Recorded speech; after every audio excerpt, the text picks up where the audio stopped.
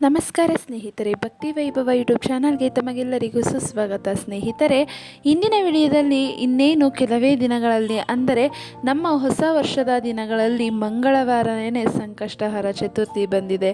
ಈ ದಿನದಂದು ನೀವು ಈ ಆಚರಣೆಗಳನ್ನು ಮಾಡಿದರೆ ನಿಮಗೆ ತುಂಬಾ ಒಳ್ಳೆಯದಾಗುತ್ತೆ, ಹಾಗೆ ತುಂಬ ಪ್ರಮುಖವಾದ ಫಲಗಳು ನಿಮಗೆ ದೊರೆಯುತ್ತೆ ಅಂತಲೇ ಹೇಳ್ಬೋದು.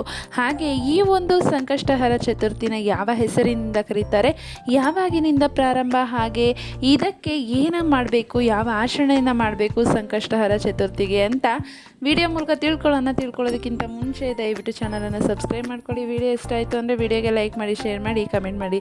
ಸ್ನೇಹಿತರೆ, ಈ ವರ್ಷ ಬಂದಿರುವಂತಹ ಮೊದಲನೇ ಒಂದು ಸಂಕಷ್ಟಹರ ಚತುರ್ಥಿ ಬಂದು ಮಂಗಳವಾರ 6ನೇ ತಾರೀಕು ಬಂದಿದೆ ಅಂತಲೇ ಹೇಳ್ಬೋದು. 6/1/2026 ತಾರೀಕು ಅಂದರೆ ಈ ವರ್ಷ 6ನೇ ತಾರೀಕು ಬಂದಿದೆ, ಅಂದರೆ ಮಂಗಳವಾರ ಬಂದಿದೆ ಅಂತಲೇ ಹೇಳ್ಬೋದು. ಹಾಗೆ ಈ ಒಂದು ಚತುರ್ಥಿಯನ್ನು ಅಂಗಾರಕಿ ಚತುರ್ಥಿ ಅಂತ ಕೂಡ ಕರೀತಾರೆ. ಅಂದರೆ ಅಂಗಾರಕಿ ಚತುರ್ಥಿಯು ಹಿಂದೂಗಳಿಗೆ ಮಂಗಳವಾರ ಬರುವ ಸಂಕಷ್ಟಿ ಚತುರ್ಥಿ ಎಂದು ಆಚರಿಸುವ ಶುಭ ಉಪವಾಸವಾಗಿದೆ, ಉಪವಾಸದ ದಿನವಾಗಿದೆ ಅಂತಲೇ ಹೇಳ್ಬೋದು. ಈ ವ್ರತವನ್ನು ಗಣೇಶನಿಗೆ ಅರ್ಪಿಸಲಾಗಿದೆ ಮತ್ತು ಇದನ್ನು ಅಂಗಾರಕಿ ಸಂಕಷ್ಟಿ ಚತುರ್ಥಿ ಎಂದು ಕರೆಯುತ್ತಾರೆ. ಸಾಮಾನ್ಯವಾಗಿ ಉಪವಾಸವನ್ನು ಹಿಂದೂ ಕ್ಯಾಲೆಂಡರ್ನಲ್ಲಿ ಪ್ರತಿ ಚಂದ್ರಮಾನ ಮಾಸದ ಕೃಷ್ಣ ಪಕ್ಷದ ಸಮಯದಲ್ಲಿ ಹುಣ್ಣಿಮೆಯ ನಂತರ ಚತುರ್ಥಿ ಅಂದರೆ 4ನೇ ದಿನದಂದು ಮಾಡಲಾಗುತ್ತೆ ಅಂತಲೇ ಹೇಳ್ಬೋದು. ಅಂದರೆ ಅಂಗಾರಕ ಚತುರ್ಥಿ 2026 ಜನವರಿ 6ನೇ ತಾರೀಕು ಮಂಗಳವಾರ ಬಂದಿದೆ ಅಂತಲೇ ಹೇಳ್ಬೋದು. ಇನ್ನೇನು 3 ದಿನಗಳು ಬಾಕಿ ಇದ್ದು ಸಂಕಷ್ಟ ಗಣೇಶ ಚತುರ್ಥಿಯ ಎಲ್ಲ ದಿನಗಳಲ್ಲಿ ಅಂಗಾರಕಿ ಚತುರ್ಥಿಯನ್ನು ಅತ್ಯಂತ ಮಂಗಳಕರವೆಂದು ಪರಿಗಣಿಸಲಾಗಿದೆ. ಮರಾಠಿ ಸಂಸ್ಕೃತಿಯ ಅನುಯಾಯಿಗಳಿಗೆ ಈ ದಿನವು ಅಪಾರ ಮಹತ್ವದಾಗಿದೆ ಮತ್ತು ಈ ಹಬ್ಬದ ಆಚರಣೆಗಳು ವಿಶೇಷವಾಗಿ ಭಾರತದ ಪಶ್ಚಿಮದ ಪ್ರದೇಶಗಳಲ್ಲಿ ಪ್ರಸಿದ್ಧವಾಗಿದೆ ಅಂತಲೇ ಹೇಳ್ಬೋದು. ಮಹಾರಾಷ್ಟ್ರದಲ್ಲಿ ಅಂಗಾರಕಿ ಚತುರ್ಥಿಯ ದಿನದಂದು ಗಣೇಶನ ದೇವಾಲಯಗಳಲ್ಲಿ ವಿಶೇಷ ವ್ಯವಸ್ಥೆಗಳನ್ನು ಕೂಡ ಮಾಡಲಾಗುತ್ತದೆ. ಅಂಗಾರಕಿ ಎಂಬುದು ಸಂಸ್ಕೃತ ಮೂಲದ ಪದವಾಗಿದ್ದು ಇದರ ಅರ್ಥ ಬಂದು ಸುಟ್ಟ ಕಲ್ಲಿದ್ದಿಲಿನಂತೆ ಕೆಂಪು ಅಂತ. ಈ ದಿನದಂದು ಗಣೇಶನನ್ನು ಪೂಜಿಸುವುದು ಮತ್ತು ಉಪವಾಸ ಮಾಡೋದರಿಂದ ತಮ್ಮ ಎಲ್ಲ ಆಸೆಗಳನ್ನು ಈಡೇರಿಸ್ಕೊಳ್ಬಹುದು ಅಂತಲೇ ಹೇಳ್ತಾರೆ. ಹಾಗೆ ಇದೊಂದು ಹಿಂದೂ ಭಕ್ತರು ಬಲವಾಗಿ ಕೂಡ ನಂಬ್ತಾರೆ ಅಂತಲೇ ಹೇಳ್ಬೋದು. ಅಂಗಾರಕಿ ಚತುರ್ಥಿಯು ಮೋಕ್ಷದ ದಿನವಾಗಿದೆ. ಈ ದಿನದಂದು ಗಣೇಶನನ್ನು ಮಂಗಳನನ್ನು ಹೇಗೆ ಆಶೀರ್ವದಿಸಲೆಂದು ಹಿಂದೂ ದಂತಕಥೆಗಳಲ್ಲಿ ವಿವರಿಸಲಾಗಿದೆ. ಆದ್ದರಿಂದ ಈ ದಿನದಂದು ಉಪವಾಸ ಮಾಡುವ ವ್ಯಕ್ತಿಯು ಗಣೇಶ ಮತ್ತು ಮಂಗಳ ದೇವರ ಆಶೀರ್ವಾದವನ್ನು ಪಡೆಯುತ್ತಾರೆ ಅಂತಲೇ ಹೇಳ್ಬೋದು. ಹಾಗೆ ಅಂಗಾರಕಿ ಚತುರ್ಥಿಯ ಸಮಯದಲ್ಲಿ ಆಚರಣೆಗಳು ಬಂದ್ಬಿಟ್ಟು ಅಂದರೆ ಅಂಗಾರಕಿ ಚತುರ್ಥಿಯಂದು ಭಕ್ತರು ಮುಂಜಾನೆ ಎದ್ದು ಸ್ನಾನ ಮಾಡಿ ಅವರು ಮಣ್ಣು, ತಾಮ್ರ ಮತ್ತು ಚಿನ್ನದಿಂದ ಮಾಡಿದ ಗಣೇಶನ ವಿಗ್ರಹವನ್ನು ಪೂಜಿಸುತ್ತಾರೆ. ಸರಿಯಾದ ಆಚರಣೆಗಳು ಮತ್ತು ನೈವೇದ್ಯಗಳೊಂದಿಗೆ ಅವನನ್ನು ಪೂಜಿಸಲಾಗುತ್ತದೆ. ಗಣೇಶನ ನೆಚ್ಚಿನ ಸಿಹಿಯಾದ ಮೋದಕವನ್ನು ಆರತಿಯ ನಂತರ ತಯಾರಿಸಿ ಭಕ್ತರಿಗೆ ವಿತರಿಸಲಾಗುತ್ತದೆ.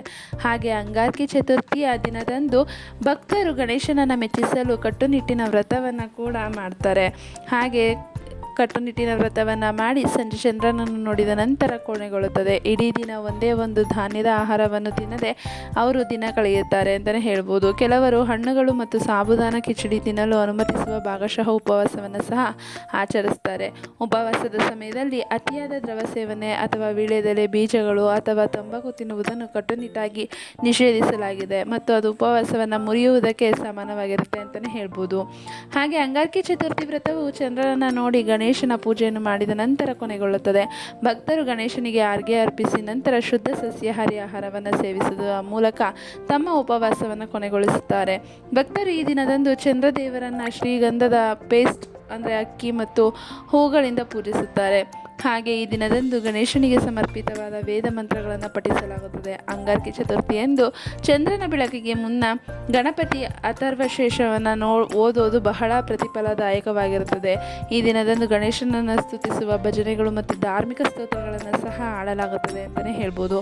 ಹಾಗೆ 2026 ಅಂಗಾರಕಿ ಚತುರ್ಥಿಯ ಪ್ರಮುಖ ಸಮಯ ಬಂದ್ಬಿಟ್ಟು ಸೂರ್ಯೋದಯ ಜನವರಿ 6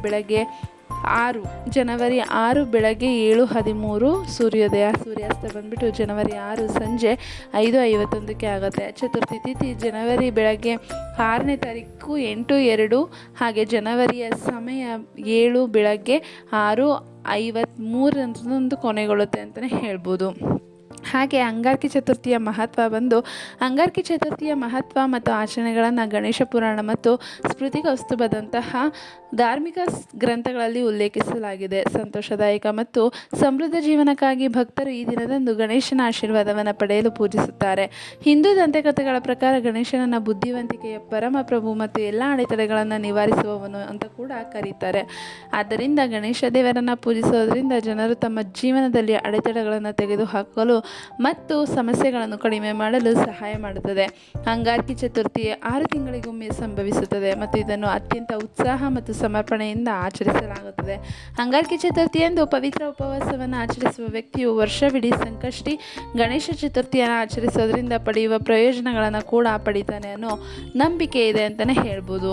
ಅಂಗಾರಕಿ ಚತುರ್ಥಿಯ ಉತ್ಸವ 2020 ಮತ್ತು 2030 ನಡುವೆ ಕೂಡ ಬರುತ್ತೆ. ಅಂದರೆ ಈ ವರ್ಷ ಒಳಗಡೆ ಅಂಗಾರಕಿ ಚತುರ್ಥಿಗಳು ಬರ್ತವೆ ಅಂತಲೇ ಹೇಳ್ಬೋದು. ಈ ವರ್ಷ ಬಂದು ಜನವರಿ 6, 2026 ಅಂದರೆ ಮಂಗಳವಾರ ಬಂದಿದೆ ಅಂತಲೇ ಹೇಳ್ಬೋದು.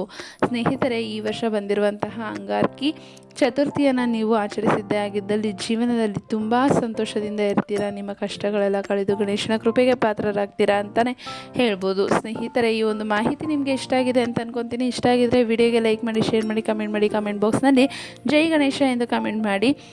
ವಿಡಿಯೋ ವೀಕ್ಷಿಸಿದ್ದಕ್ಕಾಗಿ ಧನ್ಯವಾದಗಳು.